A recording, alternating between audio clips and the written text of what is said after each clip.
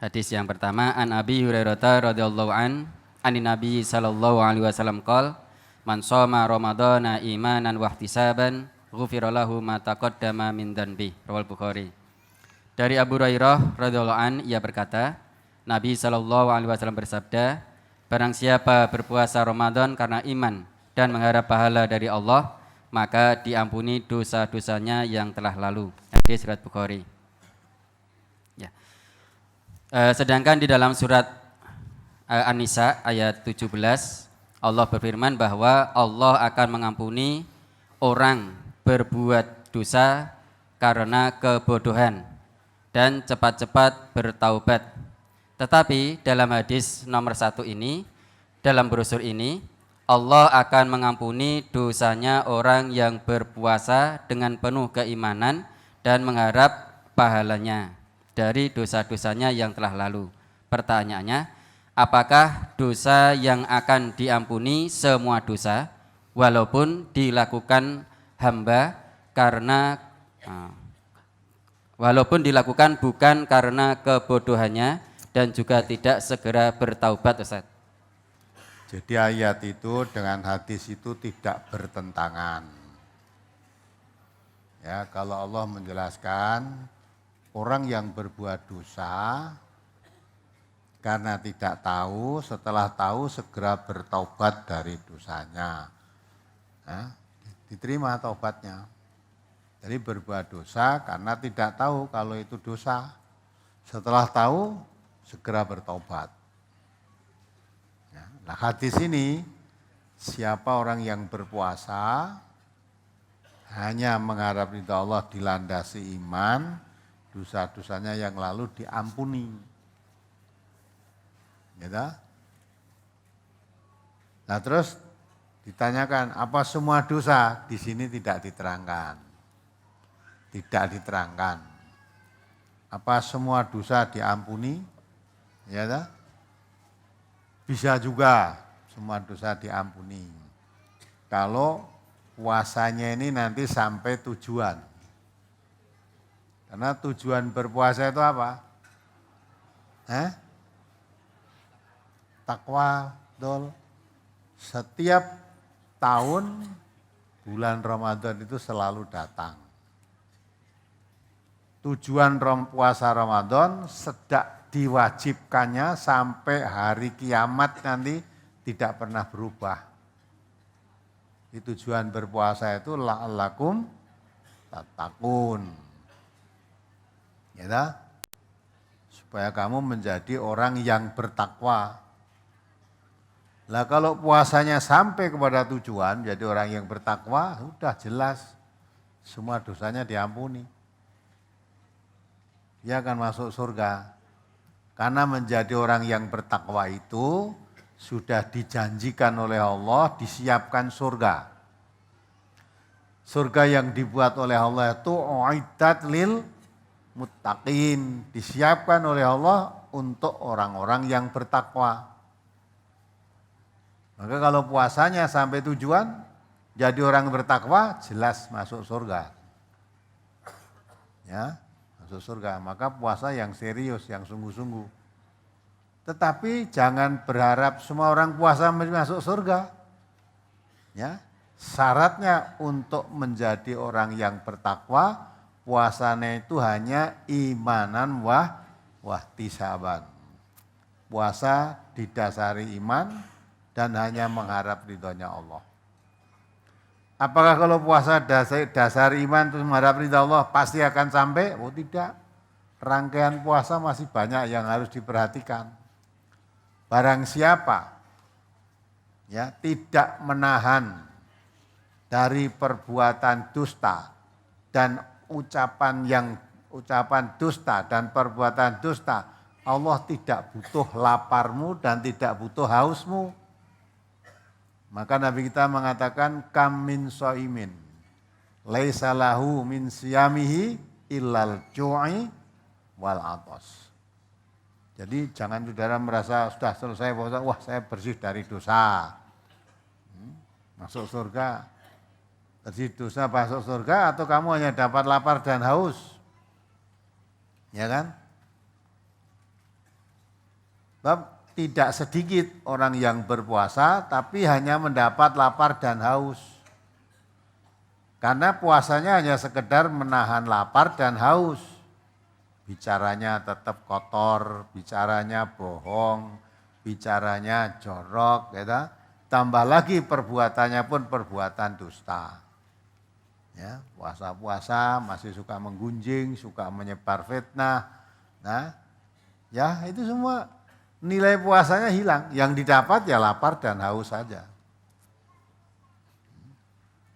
Jadi jangan sampai kita merasa yakin sudah masuk surga ini, sudah selesai, sudah Idul Fitri, dosa saya diampuni semua. Ya. Nah, kita berusaha untuk menuju ke sana. Kalau puasa itu sampai tujuan, dijamin oleh Allah, pasti masuk surga. Ya, karena tujuan puasa itu menjadi orang bertakwa. Dan orang yang bertakwa tidak ada tempat lain di sisi Allah nanti kecuali di surga. Nah, maka yang penting ini jangan saudara ya surganya yang akan diharap-harap, tapi tujuan puasa itu dicapai dulu. Ya, kalau sudah tujuan puasa tercapai, tidak usah kita mengharap-harapkan, pasti diberi. Tapi kalau kita mengharap-harapkan, tapi tujuannya nggak tercapai, nggak dapat. Dia anak sekolah, dijanjini orang tuanya, besok kalau kamu lulus ujian, saya berikan sepeda motor. Ya, dah.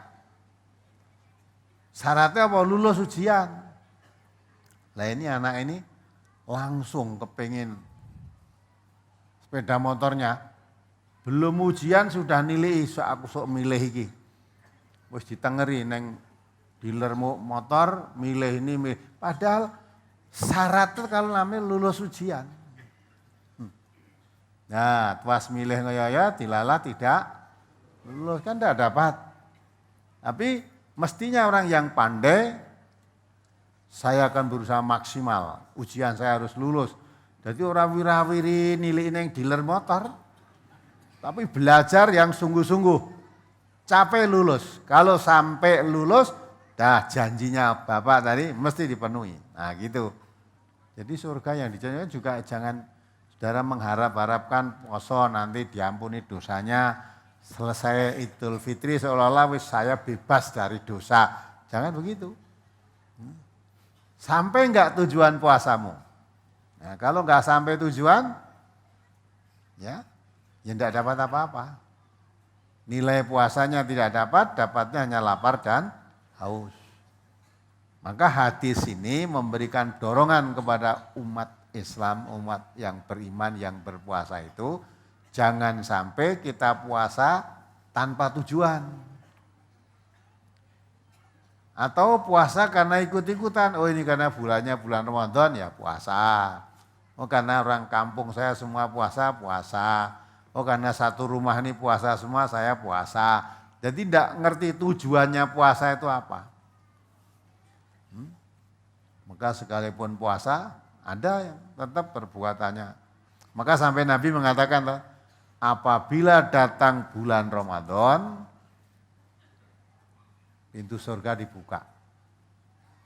Pintu neraka ditutup, setan-setannya dibelenggu. Itu jangan mengira setiap bulan Ramadan mesti setannya dibelenggu.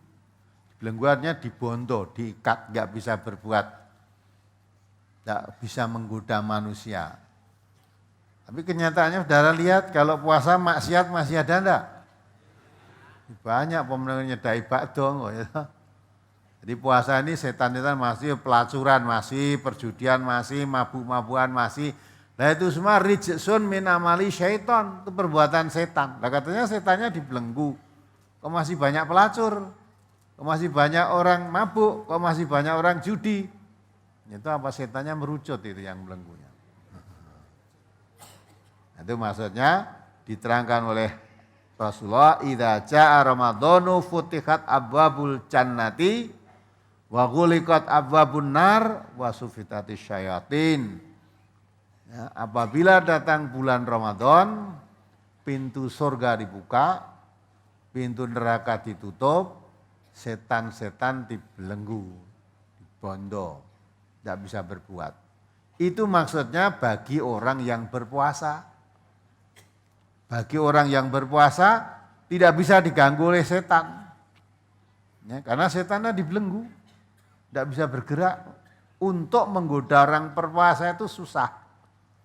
Maka sampai ada, yang hadis tadi kan, andai kata ada orang mengajak bermusuhan dengan kamu, mau menyerang kamu, dijak berkelahi, dan kamu dalam keadaan puasa, maka jawabnya ini imun saya sedang berpuasa.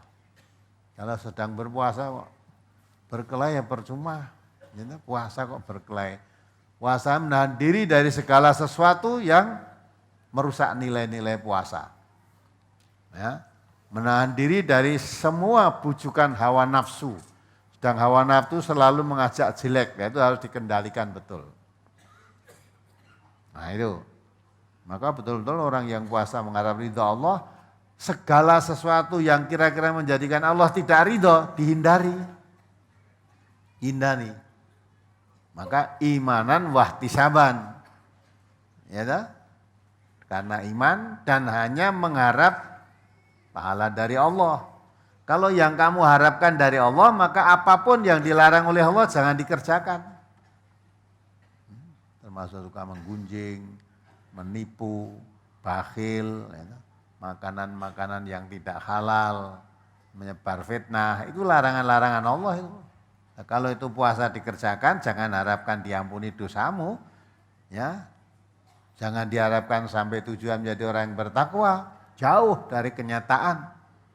Ya, orang bertakwa itu bersih dari semua itu tadi. Nah, maka itulah hadis itu tidak bertentangan, bahkan itu cocok, betul-betul menguatkan. Jangan berpuasa tidak ada tujuan. Orang berpuasa harus ada tujuannya mencapai takwa kepada Allah. Kalau tujuan puasa untuk mencapai ketakwaan kepada Allah, cintanya kepada Al-Quran harus ditingkatkan. Harus ditingkatkan.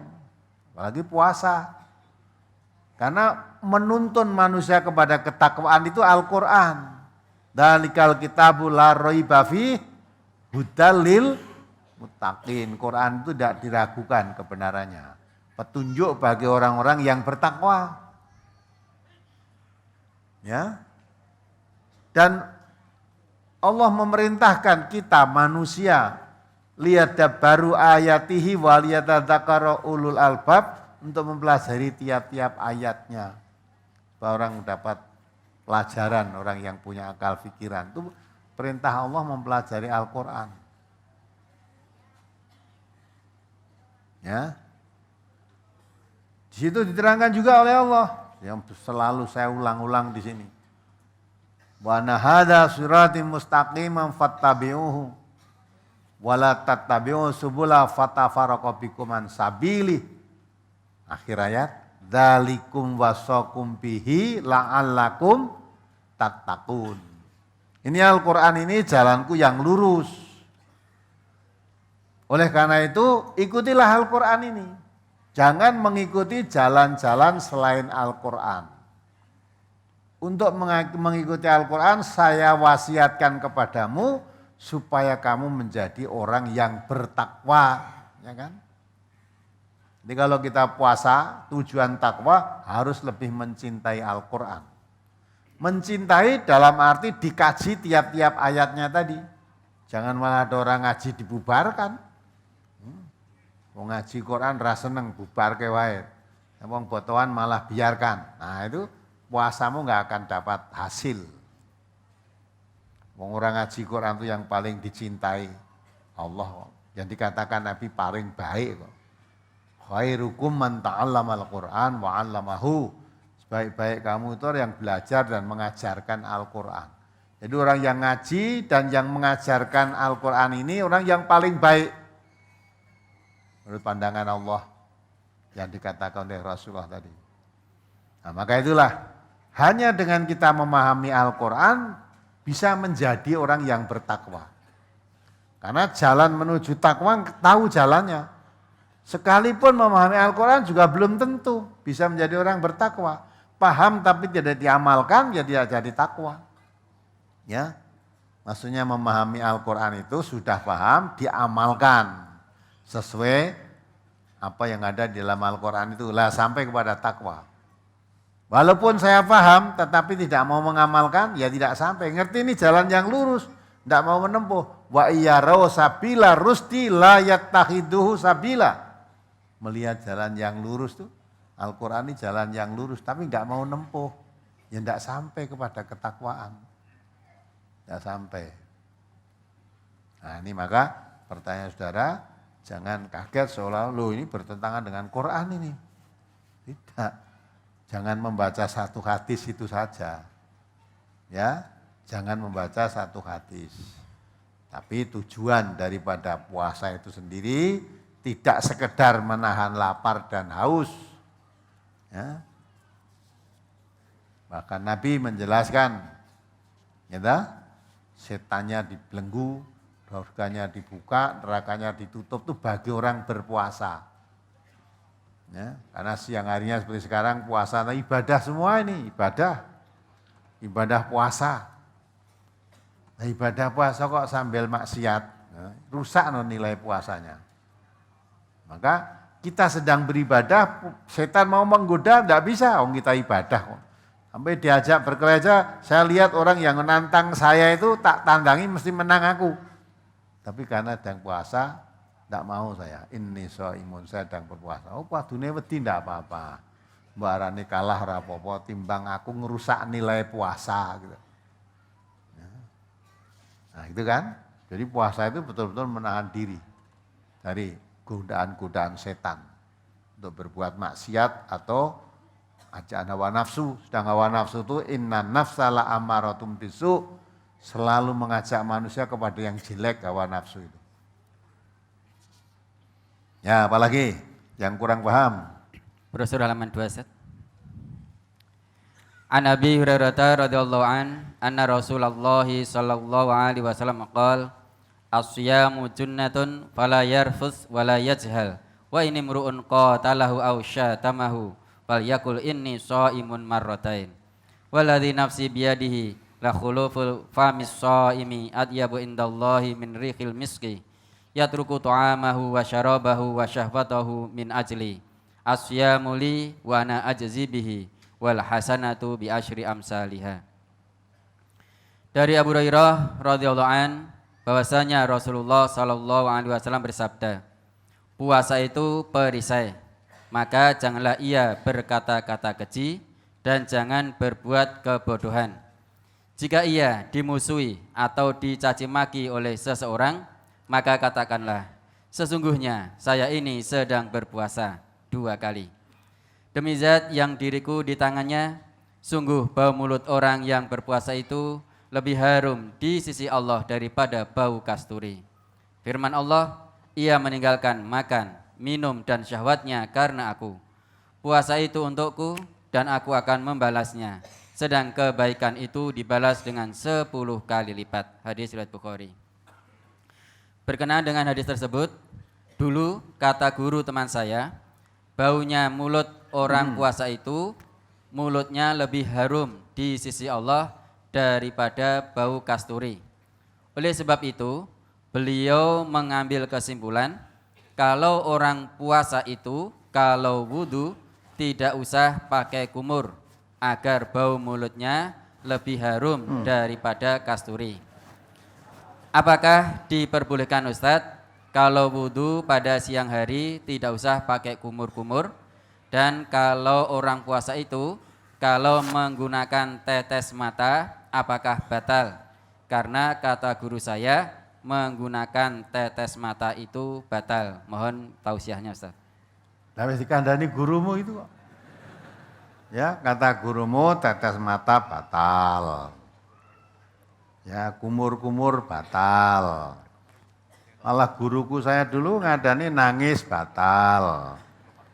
Kentut di dalam air batal. Misalnya mandi di sungai, di kolam renang, krasa ngentut, kuwi kudu munggah sik. Bab nek ngentut nang jero banyu batal.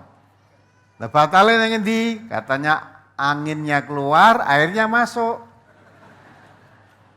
Keluar. Nah, kalau ngaji itu penting. Yang membatalkan puasa itu apa? Dibaca ayo ayatnya tadi. Di situ kan sudah ada toh yang brosur puasa kemarin. Ya, khilalakum lailatasyam rafathu ila nisaikum. Nah, itu ayo dibaca. Surat apa ayat berapa? Tuh. Kalau Surat di sini surat Al-Baqarah ya.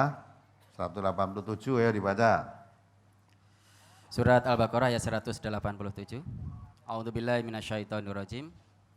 Uhilla lakum lailatas siyami rafasu ila nisaikum hunna libasul lakum wa antum libasul lahun. Alimallahu annakum kuntum takhtanuna anfusakum fataba alaikum wa afa ankum. Fal'ana bashiruhunna wabtaghu ma kataballahu lakum. Wa kulu washrabu hatta yatabayyana lakumul khaytul abyadu minal khaytil aswadi minal fajr. Summa atimus siyama ilal lail. Wala tubashiruhunna wa antum akifuna fil masajid. Tilka hududullahi wal fala taqrabuha. Kadzalika yubayyinullahu ayatihi lin-nasi la'allakum tattaqun. La'allahum yattaqun. Dihalalkan bagi kamu pada malam hari bulan puasa bercampur dengan istri-istri kamu. Mereka itu adalah pakaianmu dan kamu pun adalah pakaian bagi mereka. Allah mengetahui bahwasanya kamu tidak dapat menahan nafsumu. Karena itu Allah mengampuni kamu dan memberi maaf kepadamu. Maka sekarang campurilah mereka dan carilah apa yang telah ditetapkan Allah untukmu. Dan makan minumlah hingga terang bagimu benang putih dari benang hitam, yaitu fajar. Kemudian sempurnakanlah puasa itu sampai malam, tetapi janganlah kamu campuri mereka itu sedang kamu beriktikaf dalam masjid. Itulah larangan Allah, maka janganlah kamu mendekatinya. Demikianlah Allah menerangkan ayat-ayatnya kepada manusia supaya mereka bertakwa. Nah, inilah termasuk supaya mereka bertakwa. Ya.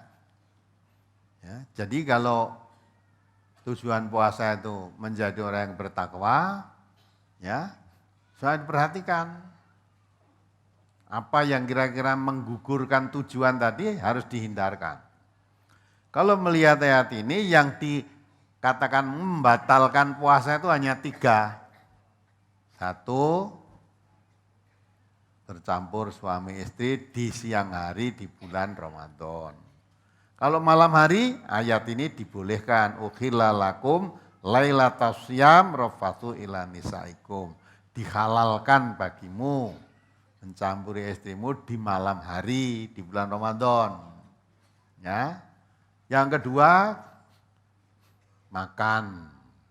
Yang ketiga minum termasuk merokok, ya. Jadi yang batalkan puasa itu hanya bersetubuh, makan, minum, termasuk merokok, itu semua kalau disengaja. Kalau tidak sengaja karena lupa tidak batal. Karena puasa pertama kali, pagi-pagi biasanya mau kerja sarapan, ya sarapan langsung biasanya bikin teh manis, ya sudah habis bangun tidur bikin teh. Terus minum sarapan, nah, baru ketahuan istrinya, loh Pak panjenengan mboten siam toh. Astagfirullah, ya puasa ini tadi, ya. Jadi sahurnya 2 kali toh. Tadi udah sahur, pagi sarapan. Tapi itu terus diteruskan puasa, karena lupa tidak batal, gitu loh. Jadi 3 itu aja, bersetubuh suami istri, makan, minum dengan sengaja, semuanya kalau lupa tidak membatalkan. Kumpul suami istri kalau lupa ya enggak batal. Ya bisa saja lupa pengantin baru. Pengantin baru. Jane yang satu tidak lupa ning meneng wae. Bareng wis rampung aku mau jane lali ora lali ya toh. Ah udah. Nah itulah artinya itu. Jadi terus berkumur, kalau menangis, kentut dalam air, itu gurumu jek apik mau dilarang kumur. Kalau guru saya dulu malah nerangkan ngulu itu batal. Mula wong poso itu cacu-cacu neng ndi. Nah akhirnya Orang yang amor wong poso gila. Gila lah neng itu terus. Keidune kecing dikeroyok laler gitu kan. Nah, nek digosok kok bau kesturine hilang. Nah, akhirnya dilarang gosok gigi. Nah, itu kalau kelihatan kembali yang membatal mati itu semua tidak batal. Boleh. Kamu gosok gigi boleh. Pakai tapal gigi, Pepsodent apalah itu yang ini boleh. Walaupun rasanya apa? Manis. Sampai ojo mbok pangan. Kumur boleh asal jangan ditelan.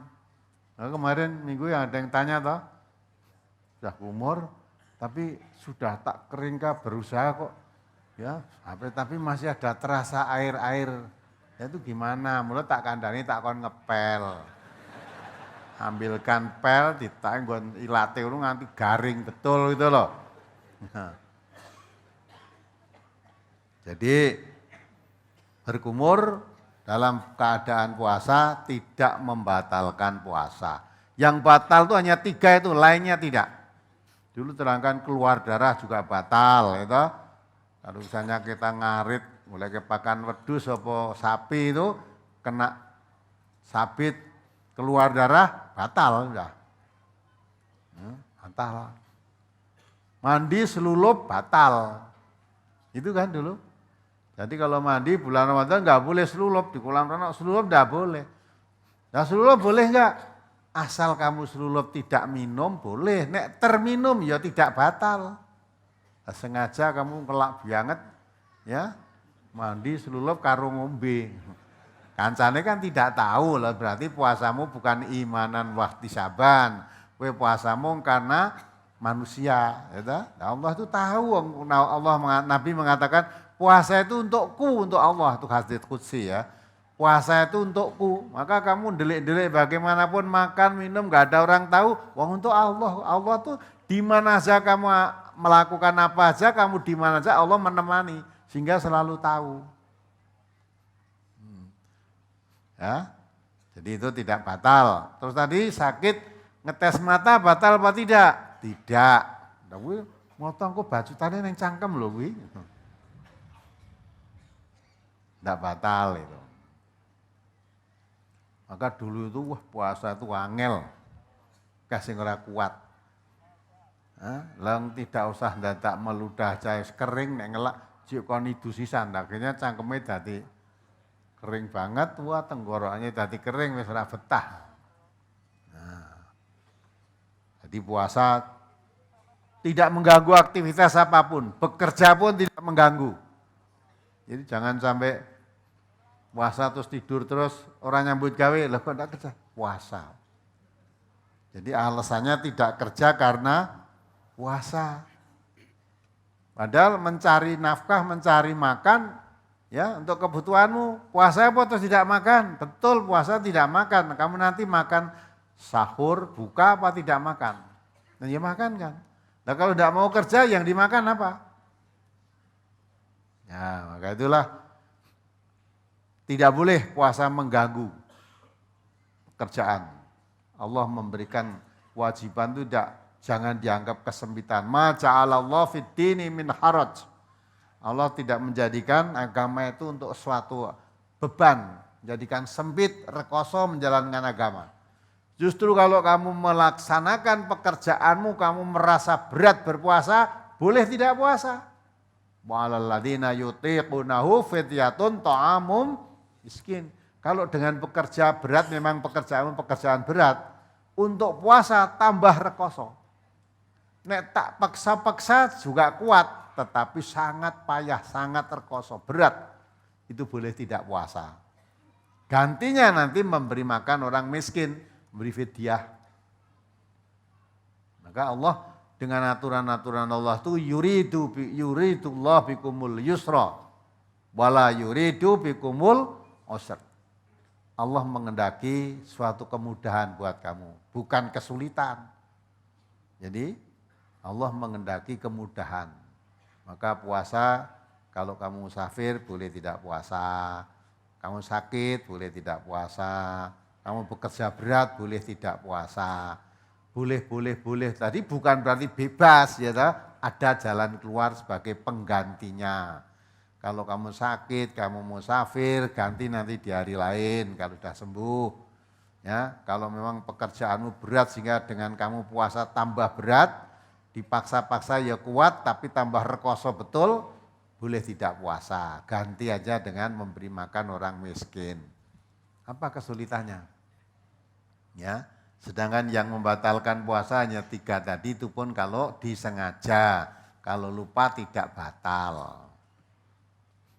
Nah, apalagi, wah nak puasa gampang, lah sing ngomong angel sapa tuh?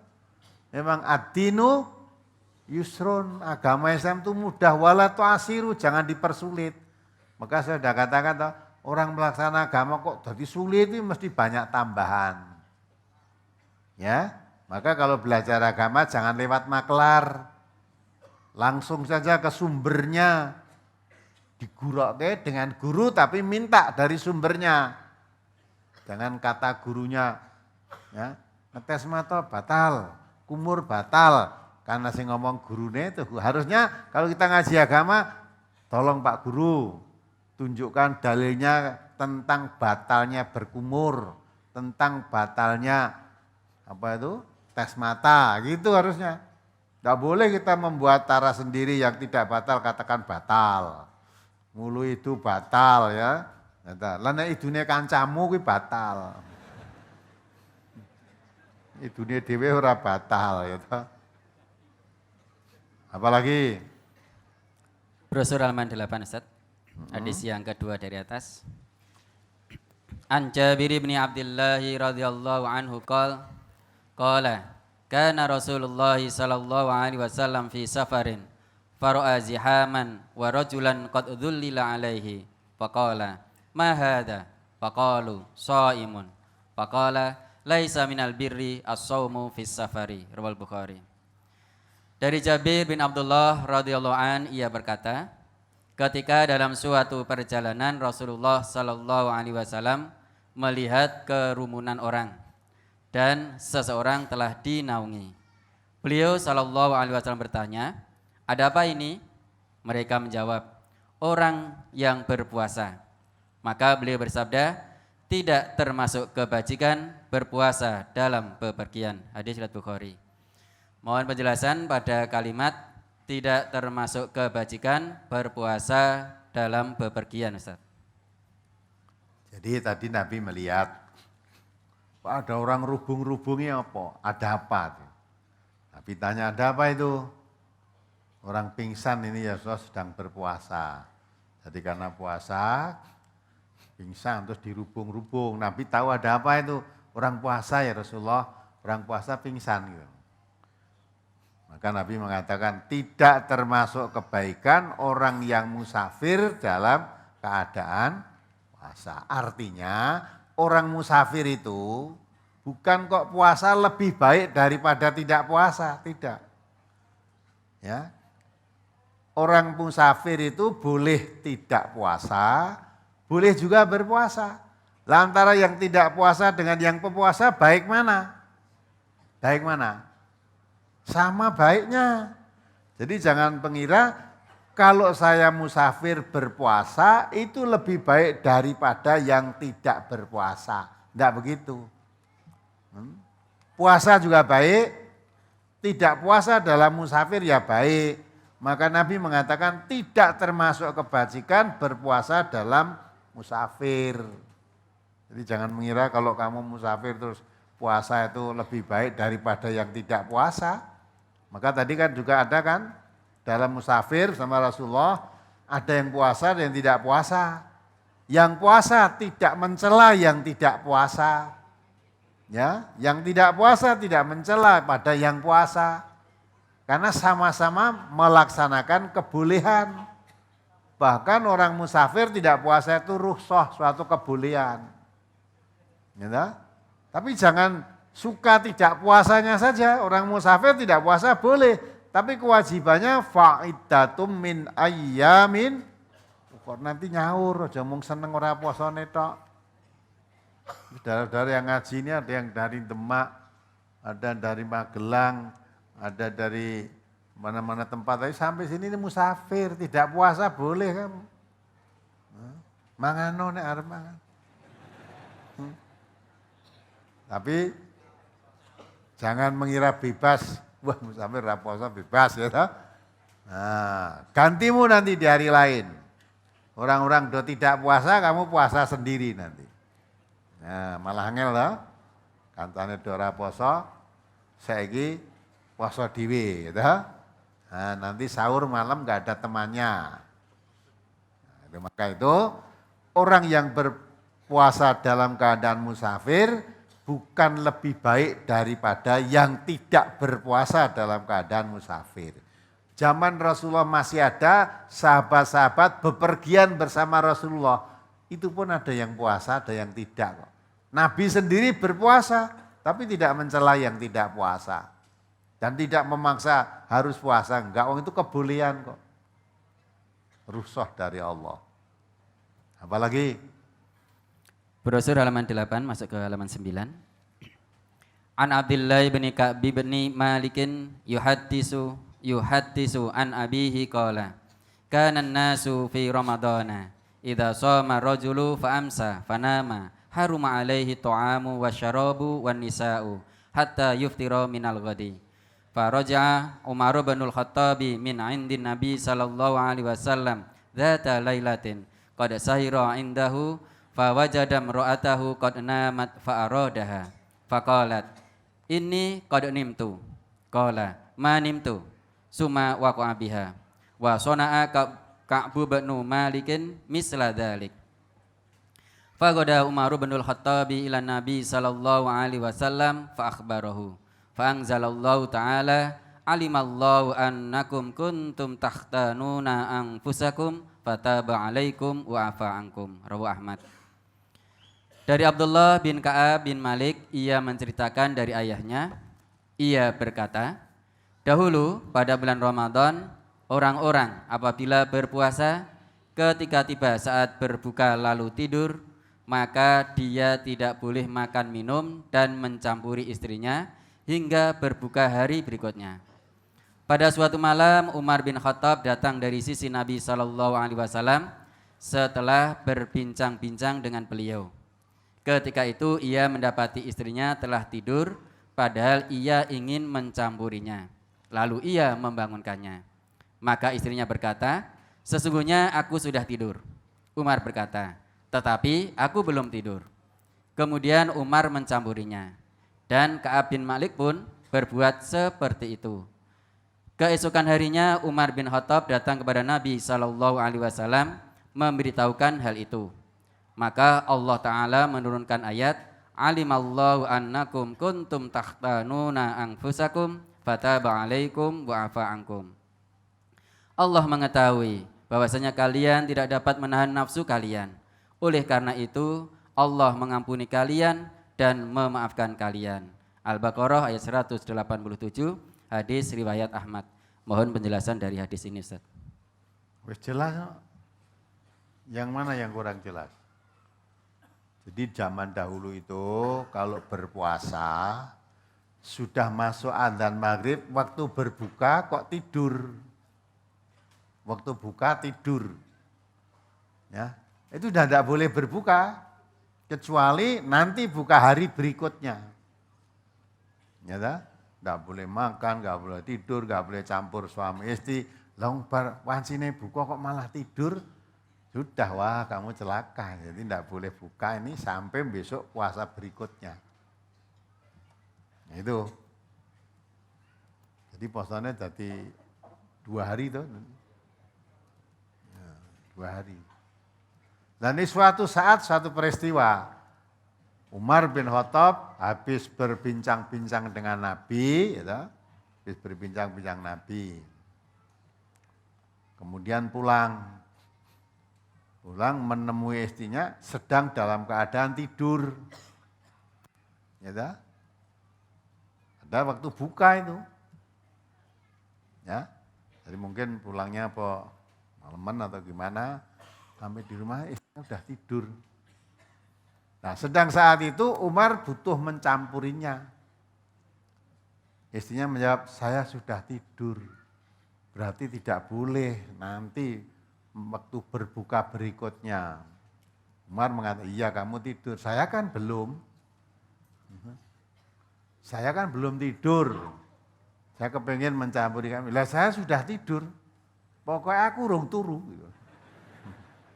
Nah, makanya satu boleh karena belum tidur, yang satu sudah tidur enggak boleh no. Nah, tapi karena suami mengendaki, akhirnya ya terus bercampur. Sahabat-sahabat lain pun ternyata ada begitu. Nah, setelah melakukan itu, ya ada rasa tenang ya. Coba besok takokkan yang Nabi ya. Akhirnya Umar tanya kepada Nabi. Peristiwa itu ya Rasulullah, saya kemarin datang dari sini berbincang-bincang dengan Rasulullah, pulang sampai di rumah istri saya sudah tidur, padahal saya ingin mencampurinya. Istri saya mengatakan sudah tidur, tapi karena saya ingin, saya teruskan. Bagaimana itu ya Rasulullah? Nah, terus karena ayat itu, Allah mengetahui bahwa kamu tidak bisa menahan nafsumu. Maka Allah mengampuni, dah diampuni.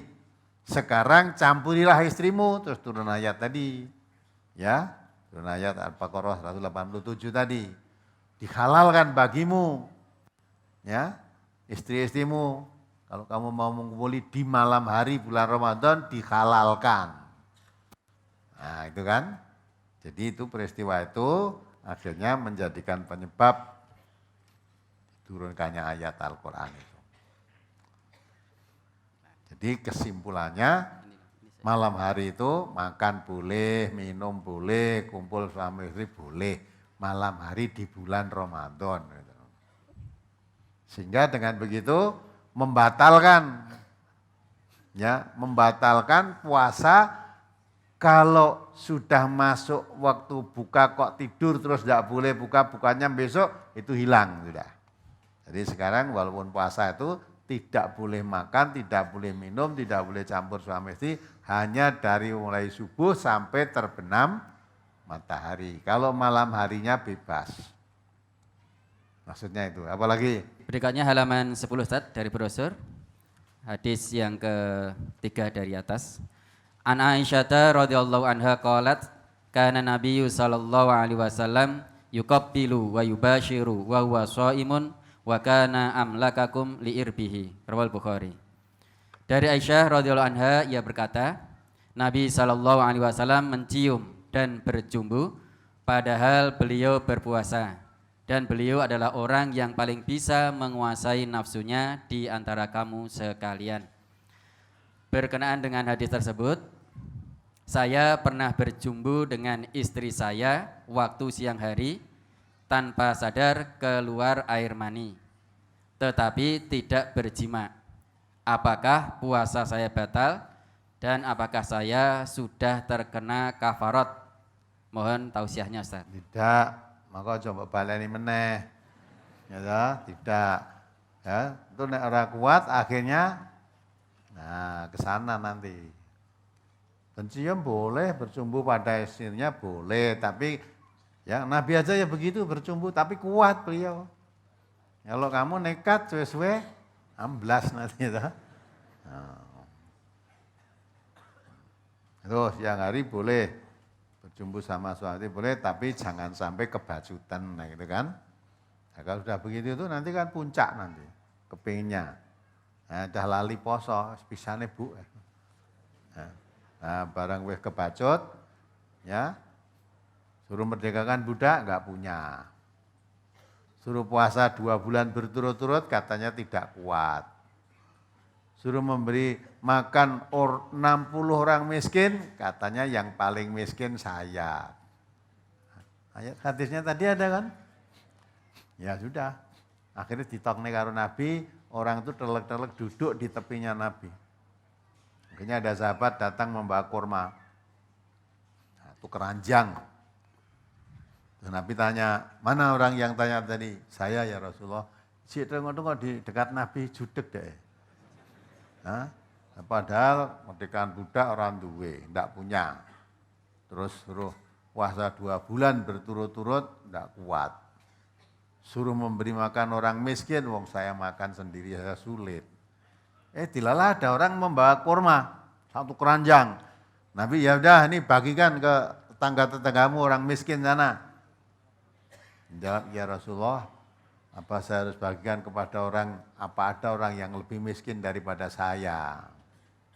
Demikian ini dari ujung sini sampai ujung sana, maksudnya satu daerah ini ujung sana sampai ujung sini, yang paling miskin itu saya. Nabi sampai tertawa, taringnya kelihatan tadi ngadepi wong polos, wong melarat kaya antara siang hari. Ya. Ngumpuli istrinya siang hari bareng didendor kuat. Ya udah, kamu bawa pulang, kamu makan dan anak istrimu sana. Udah. Ya. Ini kok coba balik nih sesuk, terus sesuk balik ini moron yang Nabi nih. Ya Rasulullah saya, oh udah itu ya, tidak boleh kalau sudah terlanjur bertobat. Ya, jadi kamu dendanya ada, tapi karena tidak mampu, jangan berbuat begitu lagi. Nah kalau mampu apa boleh? Nah kalau kesengajaan itu tidak boleh. Puasa yang dibatalkan dengan tidak dibenarkan oleh syar'i, walaupun 1 hari tidak sah, walaupun diganti sepanjang tahun. Ya, kalau itu batal, jangan diulang lagi. Kalau kamu itu tadi kan keterlanjuran, tidak kuat menahan nafsunya, ya, dan belum tahu gitu loh. Ya. Setelah melakukan perbuatan begitu, baru dia bingung, maka datang kepada Nabi, tanya. Nah, itu. Setelah dijelaskan, ya sudah. Di orang paling miskin, diberikan untuk membagi, dia sendiri paling miskin, ya sudah dimakan sak keluarganya itu. Apalagi? Brosur halaman 13 masuk ke halaman 14. An Aisyah radhiyallahu anha qalat kana Rasulullah sallallahu alaihi wasallam ya'takifu fi kulli ramadana wa idza shallal ghadata dakhala makanahu alladhi i'takafa fihi faqala fasta'dzanathu Aisyatu an ta'takifa fa'adina laha fadarabat fihi kubbatan fasami'at biha Hafsatu fadarabat kubbatan wa sami'at Zainabu biha fadarabat kubbatan ukhra falaman sarafa Rasulullah sallallahu alaihi wasallam minal ghadi absara arba'a kibabin faqala ma hadza fa ukhbira khabarahunna faqala ma hamalahunna ala hadzal birr inza'uha fala uraha fanuzi'at falam ya'takif fi ramadana hatta i'takafa fi akhiril ashri min Syawalin. Riwayat Bukhari. Dari Aisyah radhiyallahu anha ia berkata, dahulu Rasulullah sallallahu alaihi wasallam beriktikaf pada setiap bulan Ramadan. Setelah sholat subuh, beliau masuk ke tempat iktikafnya. Perawi berkata, lalu Aisyah minta izin kepada beliau untuk beriktikaf. Maka beliau mengizinkannya. Kemudian Aisyah membuat kemah. Kemudian Hafsah mendengar hal itu, lalu ia pun membuat kemah. Kemudian Zainab juga mendengar hal itu, maka ia pun membuat kemah. Setelah Rasulullah SAW selesai sholat subuh, maka beliau melihat ada 4 kemah. Lalu beliau bertanya, ada apa ini? Lalu beliau diberitahu bahwa itu adalah kemah-kemah istri-istri beliau. Lalu beliau bertanya, apa yang mendorong mereka berbuat demikian? Apakah yang demikian itu kebaikan? Bongkarlah kemah-kemah itu, karena aku melihatnya bukanlah kebaikan. Lalu kemah-kemah itu dibongkar, dan beliau tidak jadi beriktikaf Ramadan tahun itu, sehingga beliau beriktikaf pada 10 akhir di bulan Syawal. Hadis riwayat Bukhari. Berkenaan dengan hadis tersebut, mohon penjelasannya tentang waktu pelaksanaan iktikaf di masjid. Bahwa setelah sholat subuh, beliau masuk ke tempat iktikafnya. Apakah waktu iktikaf itu dilaksanakan setelah sholat subuh atau pada malam hari di 10 terakhir bulan Ramadan? Dan berapa lama iktikaf dilakukan? Apakah 10 hari terakhir tersebut terus menerus atau hanya beberapa jam saja, Ustaz? Mohon tafsirnya. Ya, kalau Nabi tadi 10 hari terus menerus.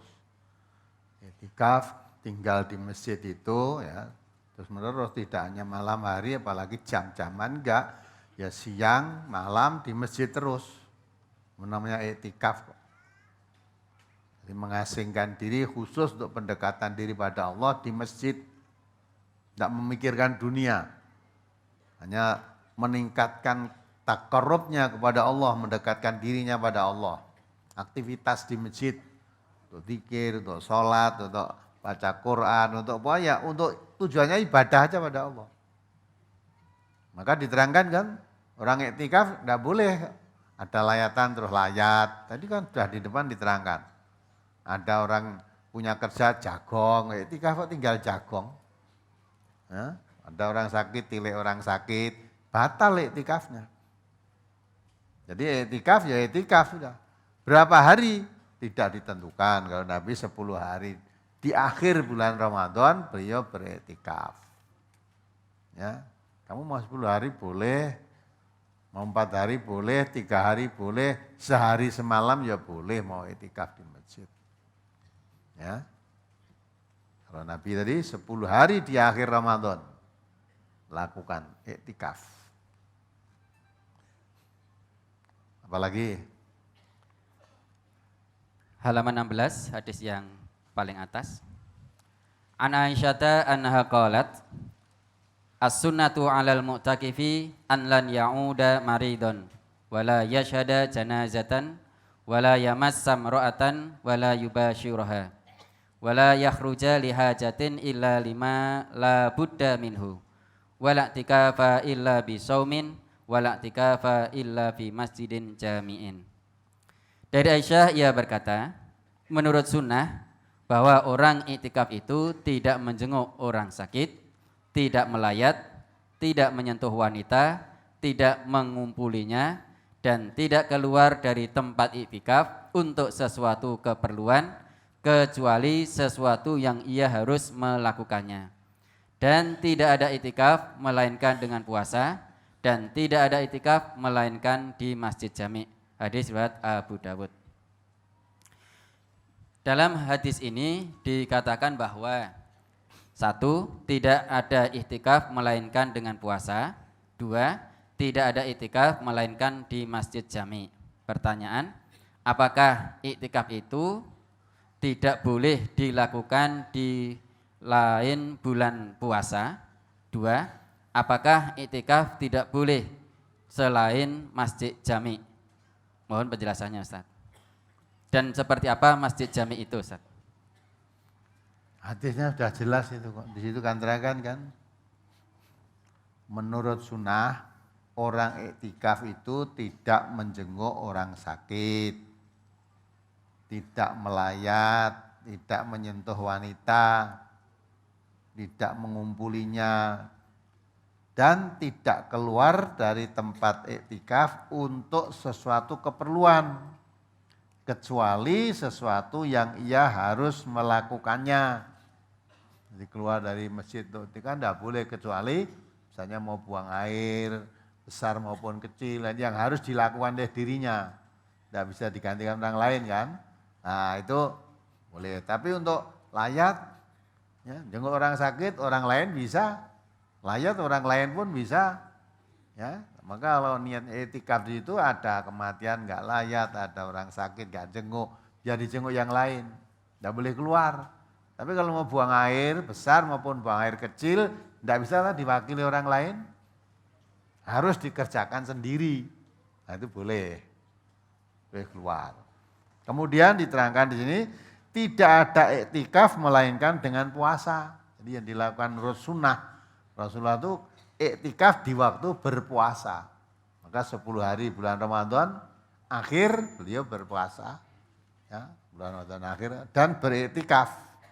Tidak ada iktikaf melainkan di masjid jami'. Masjid jami' itu ya masjid yang dipakai untuk sholat 5 waktu lah, sholat jamaah begitu. Maka itu. Jadi iktikaf itu memang nurut sunnah itu. Nurut sunnah itu dalam keadaan berpuasa. Bukan tidak boleh kalau tidak puasa. Ya. Kalau tidak puasa beriktikaf itu tidak nurut sunnah. Kalau dikatakan oleh Aisyah tadi menurut sunnah etikaf itu dalam keadaan puasa. Maka biasa dilakukan oleh Rasulullah ya, setiap akhir bulan Ramadan 10 hari akhir beliau beriktikaf. Nah, karena tadi terhalang pas akhir bulan Ramadan tadi istrinya mau ikut iktikaf terus mendirikan tenda di masjid. Ya, akhirnya di masjid banyak tenda-tenda berdiri untuk iktikaf. Langsung Nabi, saya tidak melihat ini suatu kebaikan, bongkar saja semua. Nah, saat itu Nabi tidak iktikaf, ditukar diganti pada hari lain bulan Syawal. Gitu kan? Jadi kalau menurut sunnah memang iktikaf itu dengan puasa. Nah, dan tempatnya di masjid jami, masjid yang dipakai untuk sholat jamaah. Ya, cara gini kan ada masjid go, misalnya masjid agung, ya itu sholat. Ada lagi yang tidak dipakai untuk sholat jamaah, misalnya masjid ada langgar kecil, musola kecil untuk pribadi itu iktikaf di situ nggak boleh. Ya, karena di masjid, iktikaf di musola itu kan modelnya kita kan banyak, ada masjid, ada langgar, ada musola kan itu kan. Nah, malah yang masjid rantuk gue cuma sholat Jumat ada kok di Boyolali itu katanya ada masjid tidak boleh untuk sholat Jumat. Ya, sholat Jumat yang masjid rantuk itu gimana ya? Bukan masjidnya bukan masjid kecil, bukan masjid tenan, gede gitu loh. Nah gitu ya, apalagi? Kembali ke halaman 2 Ustaz, yang bawah saya baca artinya. Halaman berapa? Halaman 2 Ustaz. Ya. Saya baca artinya. Dari Abu Hurairah radhiyallahu an bahwasanya Rasulullah sallallahu alaihi wasallam bersabda, puasa itu perisai, maka janganlah ia berkata-kata keji dan jangan berbuat kebodohan. Jika ia dimusuhi atau dicaci maki oleh seseorang, maka katakanlah, sesungguhnya saya ini sedang berpuasa 2 kali. Demi zat yang diriku di tangannya, sungguh bau mulut orang yang berpuasa itu lebih harum di sisi Allah daripada bau kasturi. Firman Allah, ia meninggalkan makan, minum, dan syahwatnya karena aku. Puasa itu untukku dan aku akan membalasnya. Sedangkan kebaikan itu dibalas dengan 10 kali lipat. Mohon penjelasan pada kalimat maka janganlah ia berkata-kata keji dan jangan berbuat kebodohan. Contoh perbuatan kebodohan bagaimana Ustaz? Jangan berbuat bodoh itu maksudnya berbuat sesuatu, kamu kan puasa tadi. Berbuat sesuatu yang merusak nilainya puasa itu berbuat bodoh namanya. Wong kamu itu puasa, tujuan puasa itu mencapai ketakwaan pada Allah, kok hanya menahan lapar dan haus saja. Kamu berkata-kata keji, berdusta, berbuat sesuatu yang membawa kepada dosa itu kamu berbuat bodoh itu. Ya. Berbuat kebodohan itu maksudnya berbuat sesuatu yang merugikan, yang merusak nilai puasa yang sedang kamu kerjakan itu. Bodoh. Tujuannya aja bertakwa. Dikatakan oleh Rasulullah, puasa itu perisai. Perisai itu apa tuh? Tameng. Tameng itu untuk menolak bahaya yang akan mengenai dirinya. Ya, dalam perang dia bawa tameng, karena zaman dulu gamane tombak, gamane keris, gamane itu ditameng untuk menangkis serangan itu. Nah, dikatakan oleh Rasulullah puasa itu tameng dari semua perbuatan kebodohan, perbuatan yang merugikan dirinya sendiri, apalagi berbuat keji. Kata-kata keji aja nggak boleh kok. Nah kalau kamu berpuasa kok berkata-kata keji, berbuat kebodohan, berbuat sesuatu yang buat dosa, ya, termasuk itu. Berarti kamu berbuat bodoh. Puasa tapi kamu berbuat sesuatu yang merusak nilainya puasa. Maka kepada halaman 4 kan diterangkan, malam yada qola zuri wal amala bihi falaisa lillahi hajatun fi ayyada'a ta'amahu wa sarabahu. Itu kan? Barang siapa yang tidak meninggalkan kata-kata dusta dan perbuatan dusta. Ya, sedang ini puasa. Maka tidak ada kebutuhan bagi Allah dalam hal ia meninggalkan makan dan minumnya. Jadi kamu puasa, tidak makan, tidak minum, tapi kamu berkata-kata dusta, bohong. Perbuatanmu dusta, melakukan perbuatan yang membawa kepada dosa. Nah itu berarti kamu berbuat kebodohan. Dikiranya puasai yang penting tidak makan, tidak minum. Padahal dikatakan oleh hati Nabi itu Allah tidak butuh makan, tidak butuh laparmu, tidak butuh hausmu, tidak butuh kamu meninggalkan makan atau meninggalkan minum sehingga kamu lapar atau kamu haus, itu tidak dibutuhkan oleh Allah. Ya, kalau kamu tidak tiwas lapar dan haus tapi masih berkata bohong, berbuat menipu, berbuat dosa, itu kamu namanya berbuat kebodohan. Ya, dikiranya puasanya mau pokoknya lapar, haus ditahan, lia-liane bebas lah berbuat bodoh. Apalagi? Kembali ke halaman 8 Ustaz, hadis yang tengah. Saya baca artinya. Dari Jabir bin Abdullah radhiyallahu an, ia berkata, ketika dalam suatu perjalanan Rasulullah Shallallahu alaihi wasallam melihat kerumunan orang dan seseorang telah dinaungi. Beliau Shallallahu alaihi wasallam bertanya, "Ada apa ini?" Mereka menjawab, "Orang yang berpuasa." Maka beliau bersabda, "Tidak termasuk kebajikan berpuasa dalam bepergian." Berkaitan dengan hadis tersebut, mohon dijelaskan mengapa tidak termasuk kebajikan berpuasa dalam bepergian dan bagaimanakah orang yang nafar sedang dia berpuasa. Sedangkan para nafirin itu dari berbagai daerah yang berbeda-beda dan jauh dari tempat nafar mereka, Ustaz. Tadi tak terangke ngantuk tadi. Diterangke panjang lebar. Ya kamu yang nafar-nafar yang ngaji datang ke sini ki nek arep ora poso aja poso, boleh kok. Ya, ora sah nafar yang ikuti kegiatan nafar itu, ini yang ngaji datang dari jauh-jauh ini.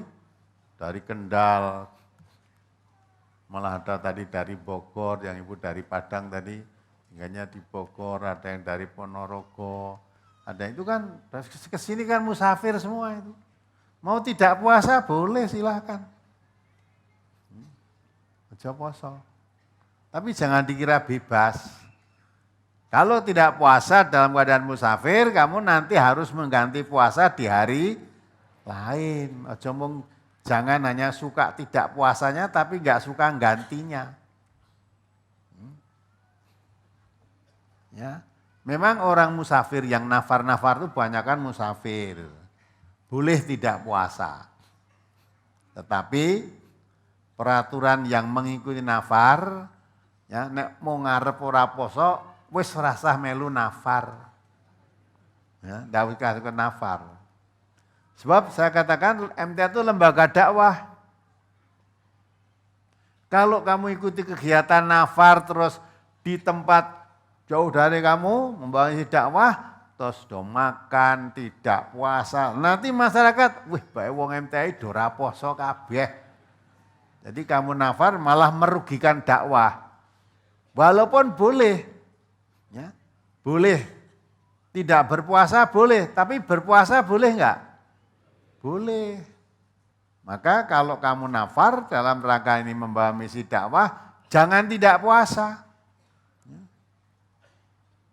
Jangan dibantah, tidak puasa kan boleh? Boleh. Tidak puasa boleh, tapi orang nafar puasa juga boleh.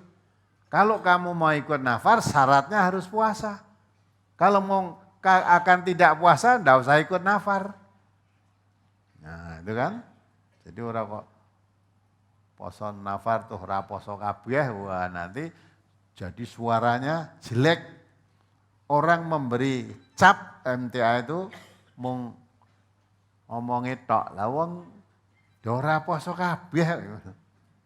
Ya, yang di desa saya tuh do ndak puasa, malah do minum es, minum, itu berarti merusak dakwah, citra dakwah.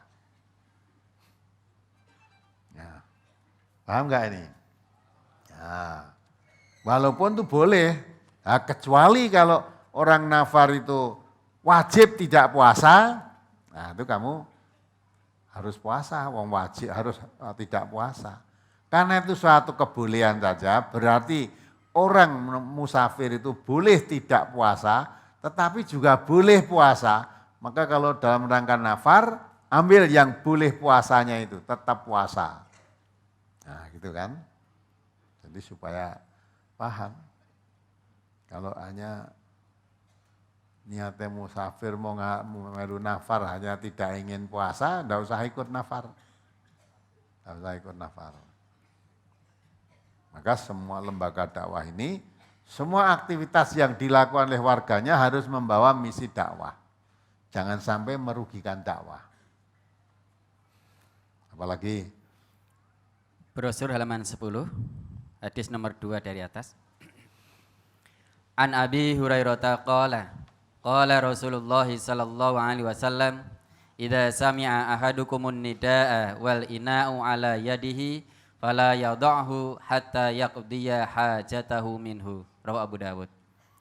Dari Abu Hurairah radhiyallahu an ia berkata, Rasulullah sallallahu alaihi wasallam bersabda, apabila salah seorang di antara kalian mendengar seruan adzan sedangkan bejana sudah berada di tangannya, maka janganlah ia meletakkannya sehingga selesai keperluannya itu. Hadis riwayat Abu Dawud. Mohon penjelasan hadis tersebut, Ustaz. jadi ya, kamu sudah mendengar adzan, akan minum, sudah angkat gelas atau cangkir mau diminum. Ya, belum sampai diminum, dengar Allahu Akbar, jangan diletakkan sebelum diselesaikan urusannya. Nah, dia mau diselesaikan bagaimana toh? Mau diminum. Jadi walaupun sudah adzan, kalau memang sudah mau minum kok adzan langsung diminum. Tidak batal, tidak boleh itu. Malah jangan diletakkan sebelum selesai urusannya. Jadi kalau tangan gelas atau cangkir sudah di tangan mau diminum kok dengar adzan langsung diminum. Boleh. Tapi jangan diakali. Terus tangannya nyekel terus. Ya, aroma nasi tangannya nyekel. Nah, sudah dicekel sejak tadi kok. Ya, jadi maksudnya ini sudah akan minum, betul-betul selesai makan, sudah tinggal minum, sudah angkat cangkir atau gelas berisi air mau diminum kok Allahu Akbar langsung diminum saja.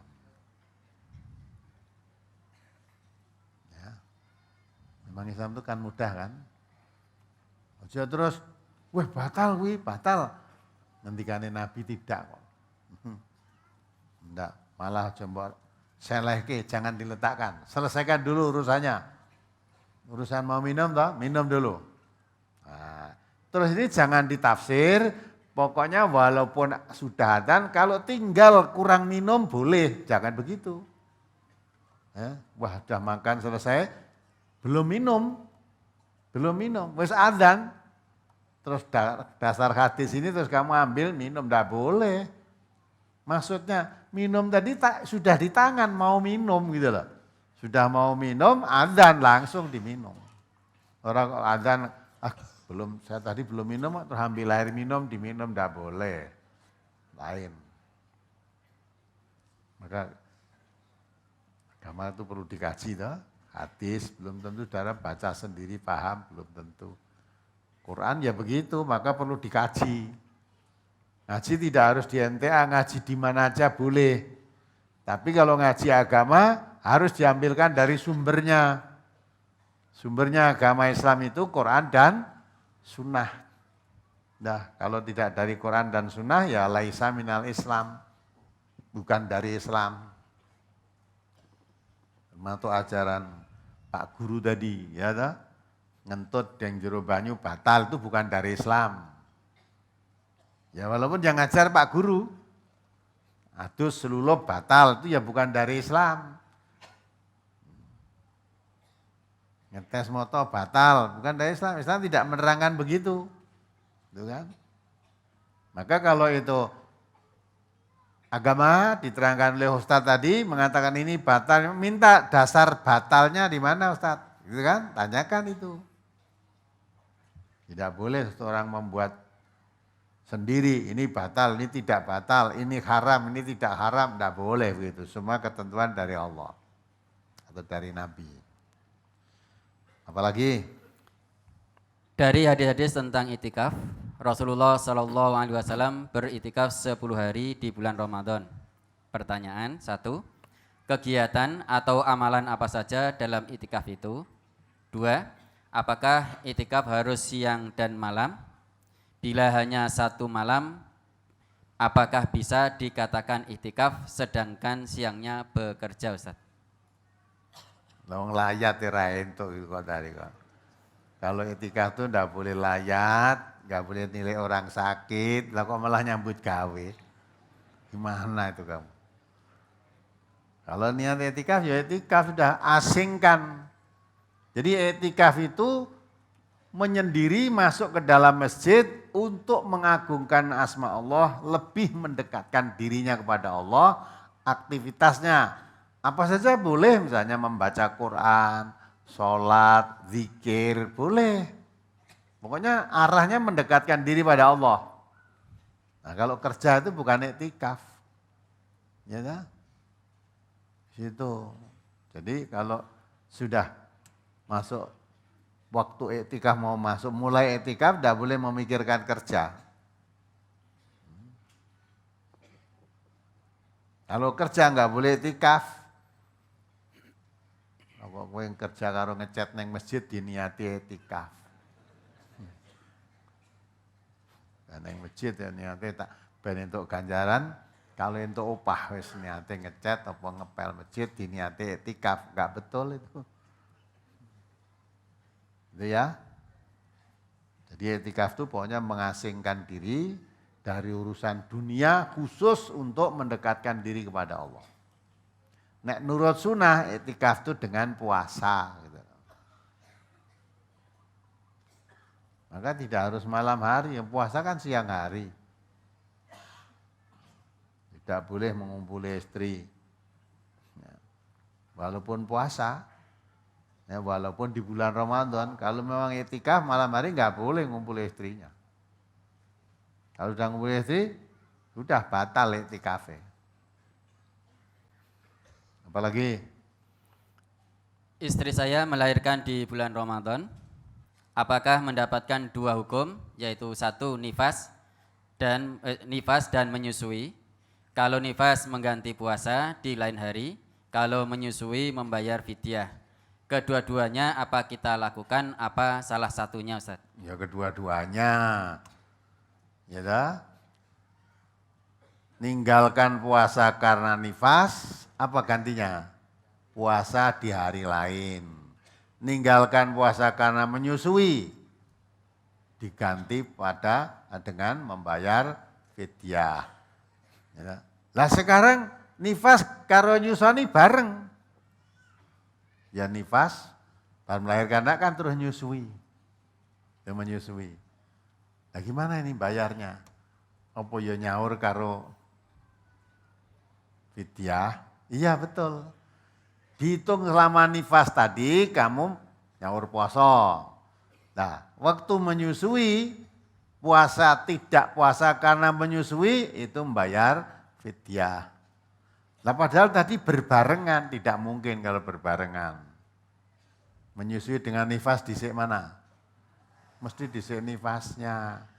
Ora mungkin kok lagi nifas terus barengi karo nyusoni, enggak mungkin. Nifas itu melahirkan, mesti lahir dulu baru disusui ya gitu kan. Orang kok lahir karo nyusoni bareng itu enggak mungkin. Nanti lahir, oh berarti kamu kena nifas sekarang. Karena melahirkan berarti kamu tidak boleh puasa karena nifas. Nah berapa hari? Sampai bersih darah nifasnya itu. Nah selama kamu nifas tadi, puasanya diganti hari lain. Setelah selesai nifas, sudah bersih darahnya, masih menyusui anak. Nah, mulai menyusui, nifas berhenti tadi sudah Selesai. Gitu. Lah menyusuinya sekarang, kalau memang menyusui berat dengan puasa, dihitung dari mulai setelah selesai nifas tadi, sekarang saya tidak puasa lagi tapi karena menyusui. Berapa lama menyusui itu? Sampai berapa hari bulan puasa habis nyusani terus kan tidak mungkin anak disusani cuma 1 bulan. Maka kalau bulan puasa menyusui ya tentu habis puasa itu sampai habis nyusani terus kan. Kalau nifas ada batasnya, kalau udah bersih sudah. Kalau nyusani kan terus. Kalau memang dengan menyusui anak itu merasa berat digunakan untuk puasa, boleh tidak puasa. Tapi diganti dengan fidyah. Apalagi? Saya sebagai sopir luar kota, dalam perjalanan saya merasakan keberatan atau berat. Kemudian saya membatalkan puasa. Apakah saya juga mendapatkan 2 hukum, yaitu musafir dengan mengganti di hari lain, dan berat dengan membayar fidyah, Ustaz? Kamu tidak puasa tadi karena apa? Karena berat ini, Ustaz. Nah, karena berat itu kok, bukan karena musafir kan? Kalau kamu tidak puasa karena berat, berarti fidyatun ta'amum miskin. Kalau kamu tidak puasanya karena musafir, walaupun puasa tidak berat, tapi saya musafir, saya tidak puasa. Nah, nanti diganti hari lain. Mesti dirinya mesti tahu toh, saya tidak puasa itu karena apa ini kan? Tahu mesti. Oh karena saya musafir ya nanti ganti hari lain. Berat atau tidak berat, boleh tidak puasa. Orang musafir itu. Maka jangan sok moyoi orang tidak puasa karena musafir, gagahe kowe ngomong lunga ning Jakarta ra poso. Ndak usah ngurusi puasa itu urusan Allah, puasa itu untukku, untuk Allah bukan untuk kamu. Maka Nabi tadi sudah mencontohkan kan, musafir bersama Nabi, ada sahabat yang puasa, yang tidak puasa. Yang puasa tidak mencela yang tidak puasa.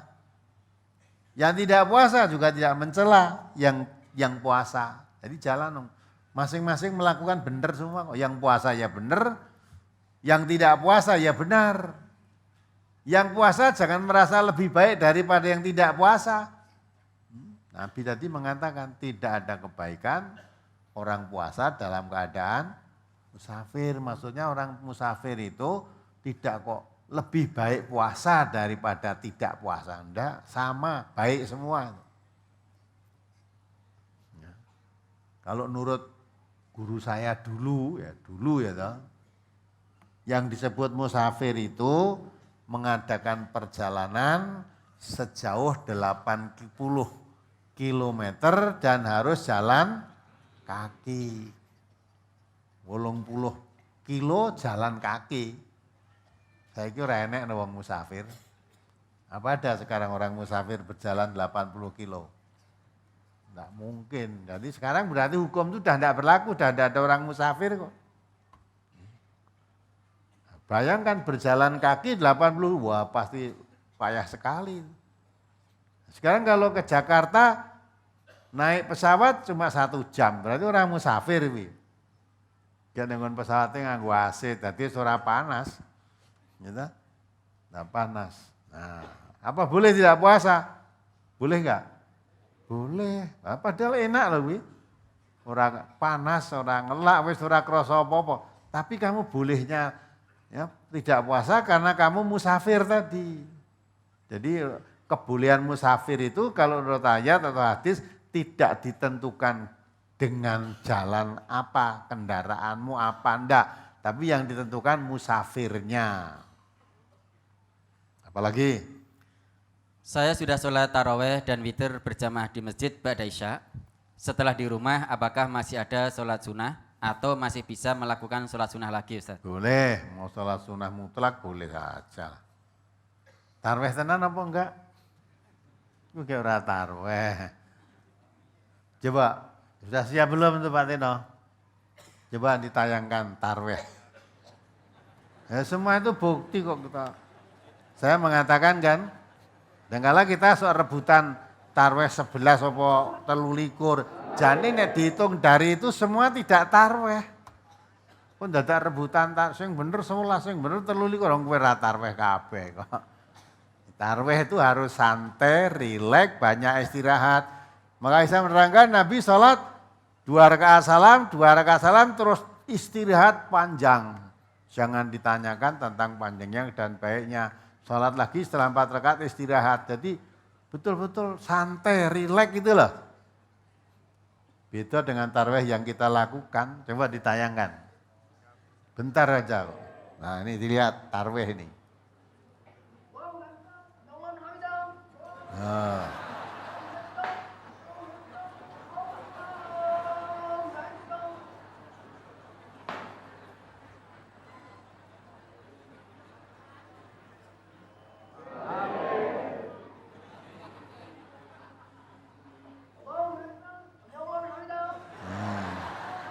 Tarweh itu.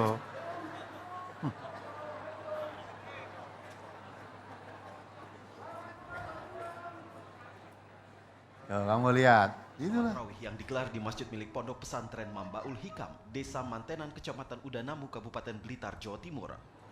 Sholat tarawih dan witir 23 rakaat ini berlangsung kilat, yaitu sekitar kurang dari 10 menit. Ribuan jamaah baik tua, muda dari berbagai wilayah di Blitar, Tulung Agung, dan Kediri selalu memenuhi area masjid berukuran sekitar 30 meter persegi ini. Gerakan sholat tidak berubah sama sekali, namun gerakan dan bacaan sholat berlangsung super cepat. Para jamaah sholat tarawih ini mengaku tidak ada yang aneh dari pelaksanaan sholat tarawih ini. Mereka telah terbiasa dengan sholat di masjid ini, meski gerakan dan bacaan sholat berlangsung kilat.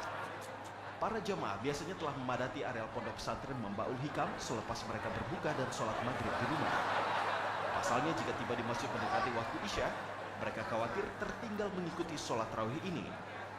Ya selalu di sini dari dulu. Kenapa mau milih sholat di sini kenapa? Ya cepat kan ya ibadah sambil berolahraga.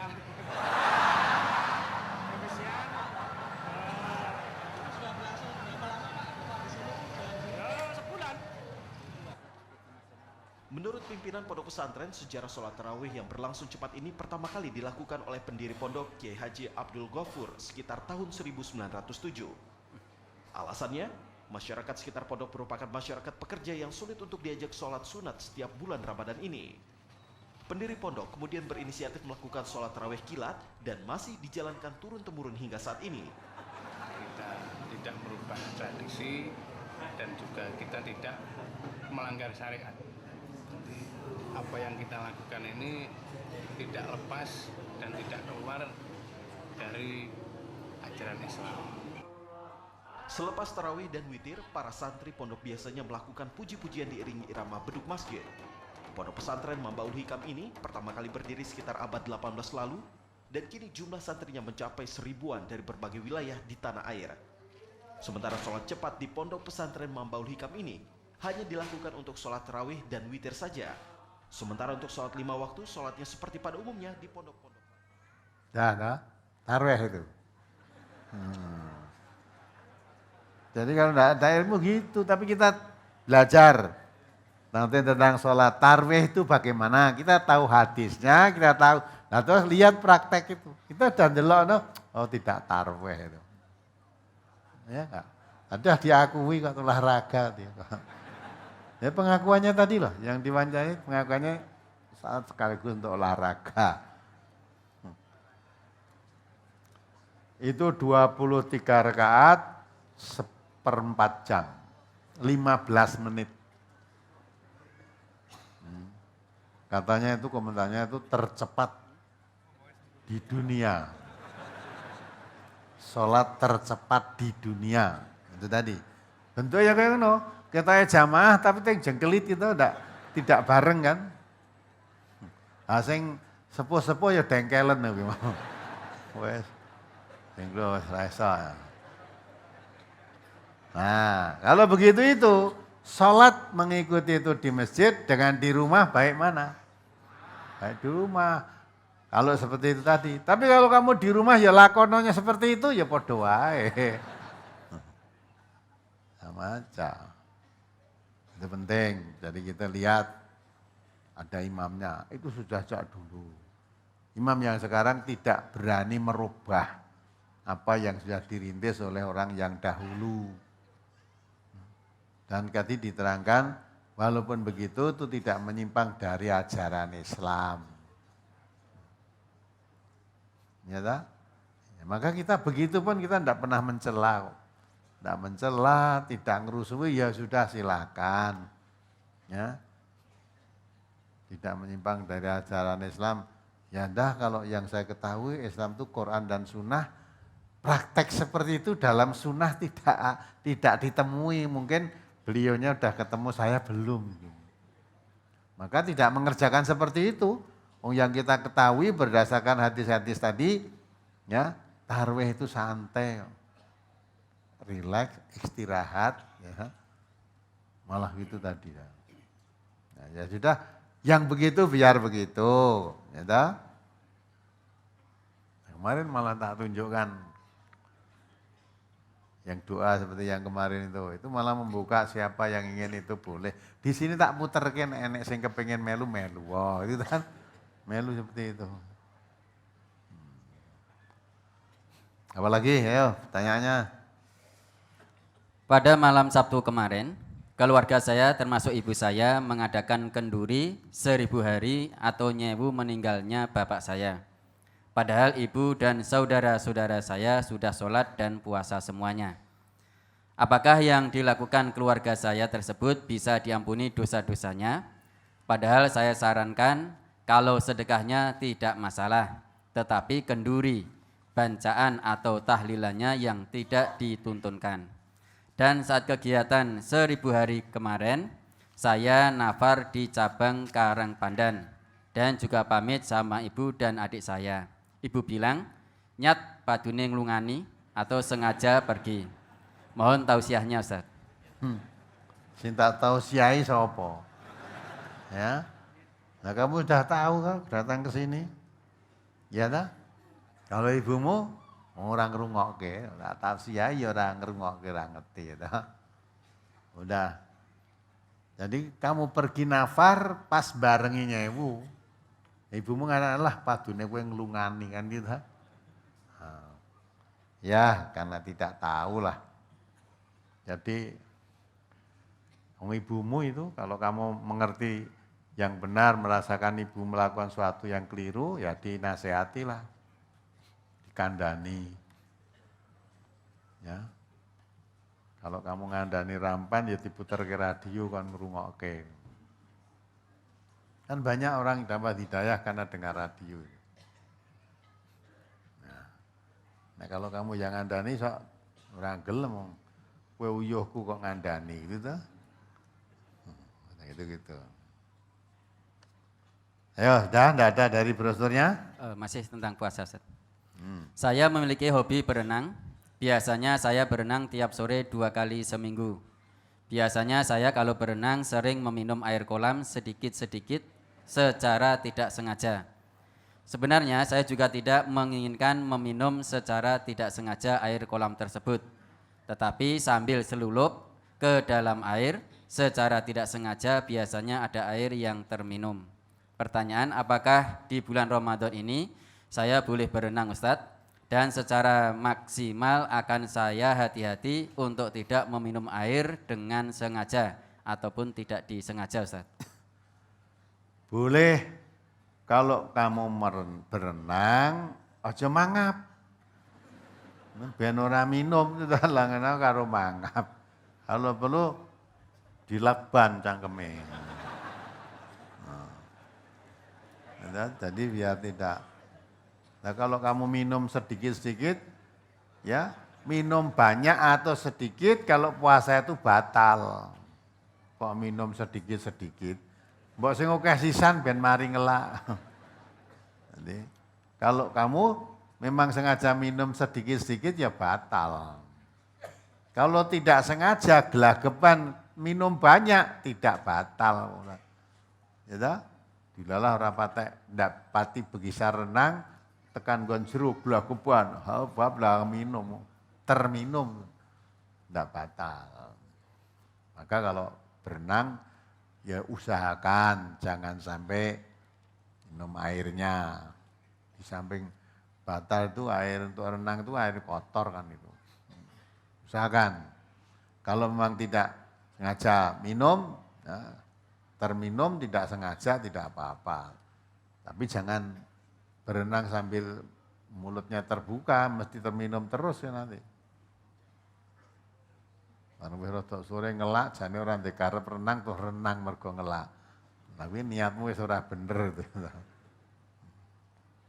Apalagi artinya orang puasa itu bukan dilarang renang, boleh renang, boleh. Selulup ya boleh gitu loh. Yang tidak boleh minum. Apalagi Apakah memberi takjil pada orang yang berpuasa akan mendapatkan pahala seperti orang yang melakukan atau yang diberikan takjil itu? Bagaimana memberi takjil satu masjid setiap hari, Ustaz? bagus itu. Iya dapat pahala. Memberi takjil, memberi buka orang puasa, itu dapat pahala. Tapi kalau kamu memberi takjil di masjid sekarang ini, yang banyak datang cah cilik-cilik sing dora poso gitu loh, berarti kan tidak takjil kan? Jadi prakteknya kan gitu. Biasanya anak kecil maghrib tuh nggak pernah ke masjid bareng posoan yang takjil. Nah, cah cilik-cilik tuh yang masjid. Mulai nggawa pesek, nggawa. Nah, jadi sing mbok kai buka itu bukan orang puasa, cah cilik-cilik tadi. Tapi baik memberi buka. Maka ada kan bagaimana untuk memberikan buka orang berpuasa, sedang kadang-kadang untuk buka sendiri, walaupun Nabi mengatakan walaupun hanya 1 biji kurma. Nah, beri orang berpuasa supaya berbuka dulu lah. Walaupun misalnya rumahnya jauh, dah nih waktu ini buka mampir masjid ya. Bukanan tadi rumah, udah di masjid ada takjil, walaupun 1 kurma beri biar orang puasa ini batalkan puasanya dulu.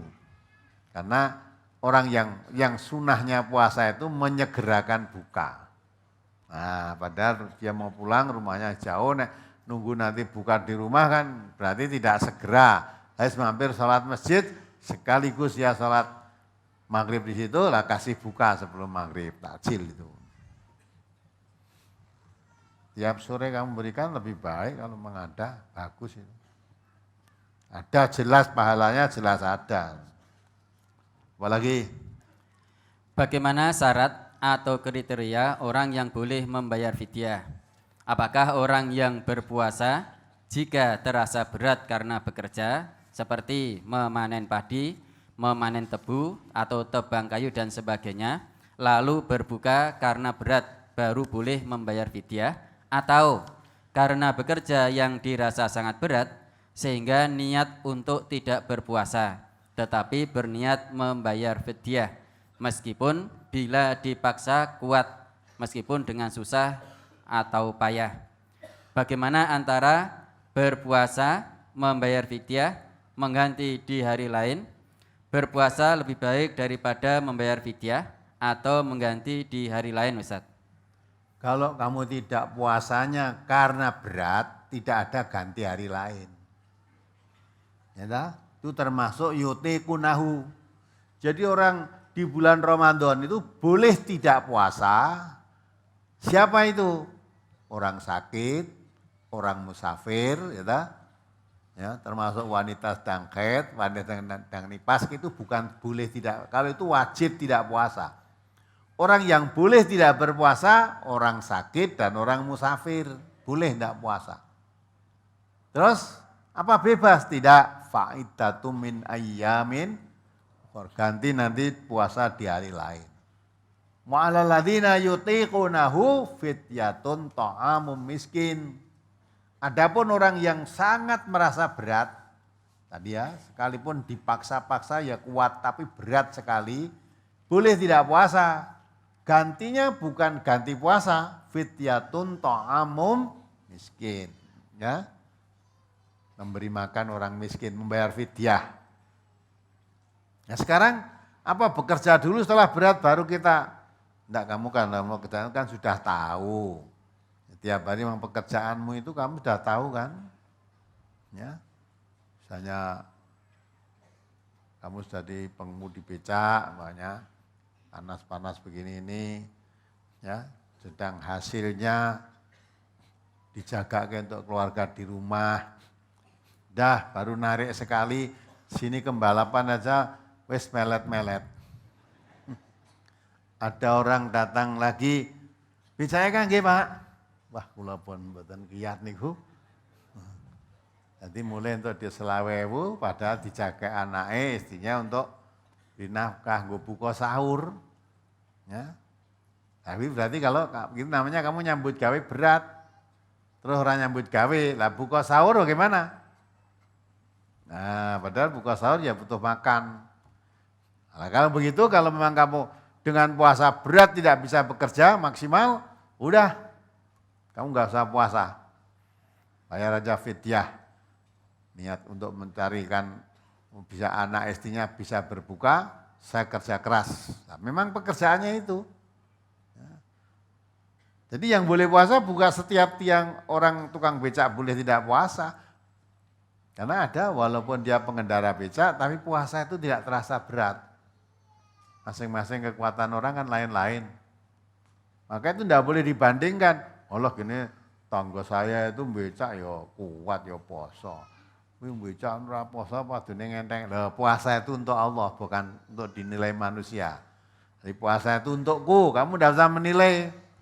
Kalau dia memang mampu, berpura-pura tidak mampu terus tidak puasa, Allah tahu itu. Kamu memaksa diri rekoso, dipaksa-paksa, Allah juga tahu. Kenapa kamu memaksa diri dipaksa-paksa? Padahal kalau kamu terasa berat, sehingga nek dipaksa ya kuat tapi berat sekali, kamu boleh tidak puasa. Kenapa kamu paksa-paksa? Allah tahu itu. Maka jangan menilai puasanya orang lain. Puasa itu untuk Allah. Dan Allah yang akan memberi balasannya. Kalau puasanya tadi memang pura-pura, sudah tidak berat, mengaku berat, Allah juga tahu. Nah itulah, jadi kalau begitu enak. Maka kalau memang kamu tahu pekerjaan saya kalau dengan berpuasa itu enggak terasa, itu terasa berat, ya jangan puasa. Orang kok bekerja dulu, padahal tiap hari kamu sudah bekerja, pekerjaanmu itu kamu merasa berat, tidak puasa saja berat apalagi puasa. Jadi kesimpulannya, yang boleh tidak berpuasa tetapi harus membayar fidyah, tidak boleh diganti dengan puasa hari lain, itu orang yang terasa sangat berat mengerjakan puasa, yaitu yutiqunahu. Di situ diterangkan termasuk yutiqunahu, misalnya wanita yang sedang hamil tua, wanita yang sedang menyusui. Ya juga ketika ibu-ibu menyusui anaknya tidak puasa, tidak apa-apa. Tapi setelah menyusui dengan puasa, loh kok terasa lemes awake. Walaupun sahurnya sudah banyak, tapi tidak kuat, rekoso lah. Di samping itu, kalau kita puasa, bayi yang disusui nangis terus. Ternyata kurang asupan. Ibunya kurang, ya, disedot air susunya kurang. Nah, ya begitulah. Maka kalau begitu boleh tidak puasa, lah ini termasuk yutiqunahu. Nanti ganti puasa tidak boleh, tapi gantinya dengan membayar fidyah. Jadi kesimpulannya ada dua. Ada yang puasa ditinggalkan boleh, tapi gantinya puasa hari lain. Ada yang boleh tidak puasa, tapi gantinya membayar fidyah. Tidak boleh ditukar. Apalagi? Saya siswi SMA MTA yang tinggal di asrama. Saya dan teman-teman biasa melaksanakan puasa Daud. Insya Allah istiqomah. Namun saat perpulangan, godaan makanan di rumah sangat menggiurkan. Sehingga ketika di rumah tidak melaksanakan puasa Daud. Tetapi saat kembali ke asrama, kami baru bisa kembali berpuasa Daud. Apakah yang demikian itu puasa kami diterima Allah Ustadz? Karena puasanya hanya ketika di asrama. Sekarang saya tanya, kamu puasa itu apa karena memang tidak ada makanan? Ya, atau memang niat puasa? Ya, kalau niat puasa Daud ya ada makanan atau tidak ada makanan ya puasa. Tapi di rumah karena banyak makanan enggak puasa. bareng dengan asrama nggak ada makanan, timbangannya berapa tak poso sisan ya. Ya itu tinggal luruskan niat. Kalau memang niatmu puasa Daud itu sehari puasa sehari tidak, ya mestinya ada makanan atau tidak ya puasa. Gitu. Ngomongnya puasa Daud, bareng dengan asrama, ora poso ya ndak ada makanan kepeksa poso gitu. Nah, itu maka kembali ada niat. Niatmu puasa tadi apa? Puasa Daud untuk mendapatkan puasa sunnah atau karena puasa didorong karena tidak ada makanan. Kalau puasanya nggak ada makanan lain lagi sudah. Apalagi? Mohon dijelaskan penerapan ayat yang berbunyi fa idza quri'al qur'anu fastami'u lahu wa ansitu la'allakum turhamun. Apakah kalau kita sebagai makmum wajib membaca Al-Fatihah, berhubung di dalam hadis disebutkan bahwa tidak sah sholat kita tanpa membaca Al-Fatihah, Ustaz? Kalau kamu sebagai makmum, imamnya bacaannya jahar, kamu mendengarkan bacaan imam, ayat ini. Idza quri'al Qur'an fastami'u lahu wa ansitu la'allakum turhamun. Jadi kalau imamnya bacaannya jahar bisa didengar, kamu mendengarkan, memperhatikan. Nah kalau bacaan imam tidak didengar atau bacaannya sir, misalnya sholat duhur, sholat asar, ya, atau sholat maghrib sudah masuk rakaat ketiga, atau sholat isya sudah masuk rakaat ketiga, kamu baru datang, nah itu kamu baca sendiri. Gitu? Jadi kalau imam bacaannya jahar, makmumnya cukup mendengarkan. Ya, kalau imamnya sudah membaca sir, bacaannya tidak didengar, kamu membaca sendiri. Ya, itu maksudnya begitu. Ya, memang kalau sholat tidak membaca Fatihah tidak sah. Ya, nah, tapi karena ini ada aturan makmum dan imam, imamnya bacanya dapat didengarkan. Ayat tadi mengatakan idza quri'al Qur'an fastami'u lahu wa ansitu la'allakum turhamun. Dah kami mendengarkan. Nah itu.